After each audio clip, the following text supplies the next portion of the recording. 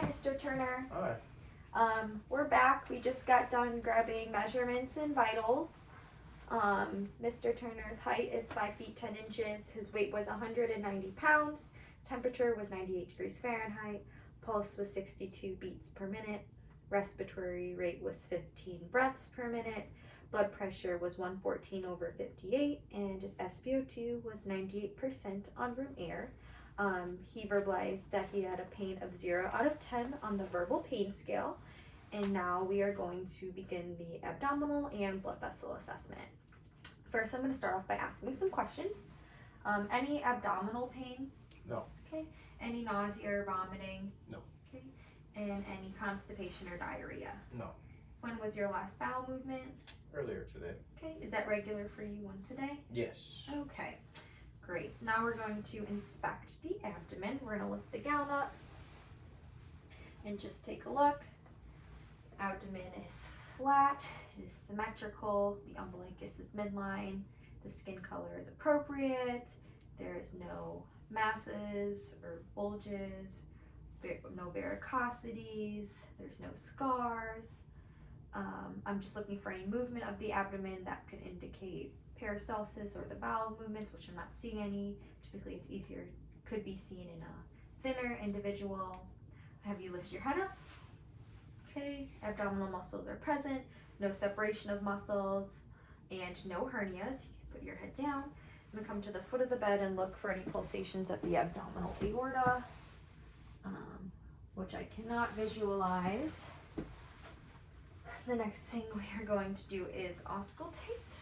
We're going to listen in all 4 quadrants for bowel sounds, starting with the right lower quadrant, right upper quadrant, left upper quadrant, and left lower quadrant. Bowel sounds were normal and present in all 4 quadrants. If I could not hear any, I would listen for up to 5 minutes in each quadrant, and then you would be able to say bowel sounds are absent. That is considered a medical emergency, and further investigation would be required. Now I'm just going to use the bell of my stethoscope and listen at different arteries, starting with the abdominal aorta, which is midline, listening for any bruits. Okay, no bruits. I'm going to come down and out at the renal arteries. No bruits. And then we're going to do the iliac arteries. No bruits. And then we would do the femoral arteries as well. So no bruits, no swishing was present. Next, we're going to percuss in all the quadrants. The abdomen should be tympanic, so tympany. If you hear dullness, that could indicate a mass or an organ. So there was tympany throughout percussion in all the quadrants. Now we're going to percuss for the liver borders, starting, we're going to go right mid-clavicular line with the umbilicus and work our way up. Listen for it to go from tympany to dullness. We're going to mark that point.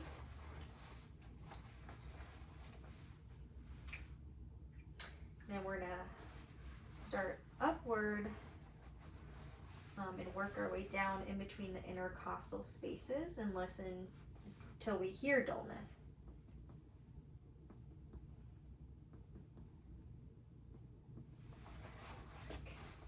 Okay. And then we're going to measure this. Normal liver border is 6 to 12 centimeters. And this is 7, so that is normal. Next, we're going to percuss for the gastric bubble and the spleen. We're going to start at the right axillary line. We're on the 10th intercostal space. Tympanic, it's tympany here, you can hear. It's where the gastric bubble is. I'm going to have you take a deep breath in. Listening for dullness. No dullness, so there was no spleen there, which is good. The spleen rose with inspiration, which means there's no enlargement of the spleen. Next, we are going to percuss. I'm palpate. We're going to start with light palpation. Please let me know if you have any pain or tenderness, okay? Okay.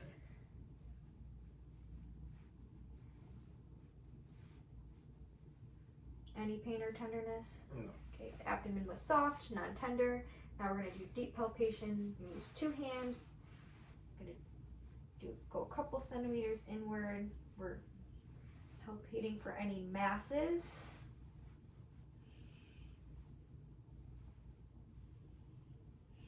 Okay, no masses or bulges. Now I'm just going to palpate for specific organs, starting with the liver. We're going to the right costal margin. The liver border can be palpated. It should be smooth and firm. You can have the patient take a deep breath in. Then you can feel it, you take a deep breath out. Because when they take a deep breath in, the liver is pushed down by the diaphragm. We are going to come to the left side, the left costal margin, and we're going to palpate for the spleen, which should not be palpable. If it was, that would indicate it is enlarged. So in a healthy individual, you should not be able to palpate it. Also underneath the liver is the gallbladder. You shouldn't be able to palpate that either. Any pain or tenderness here? No.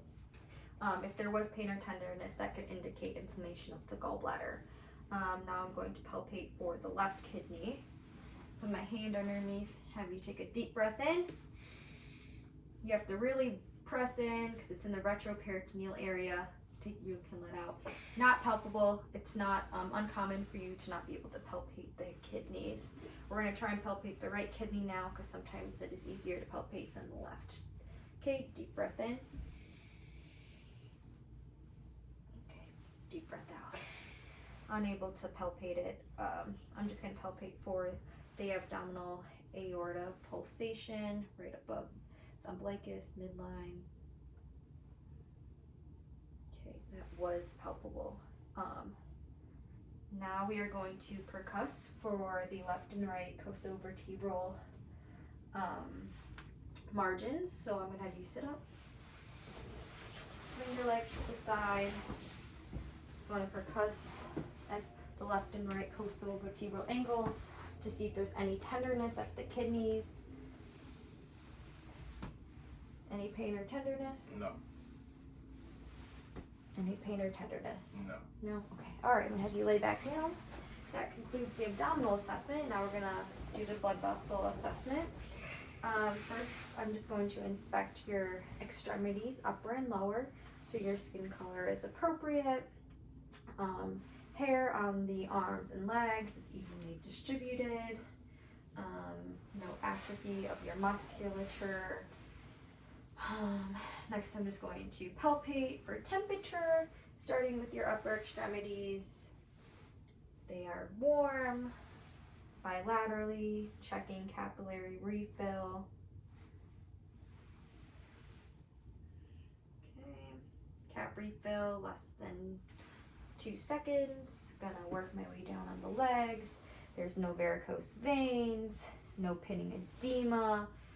Check for cap refill in the toes as well. Cap refill less than 3 seconds, which is normal. The next thing we are going to do is palpate some arteries, starting with the carotid. Have you turn your head to the side.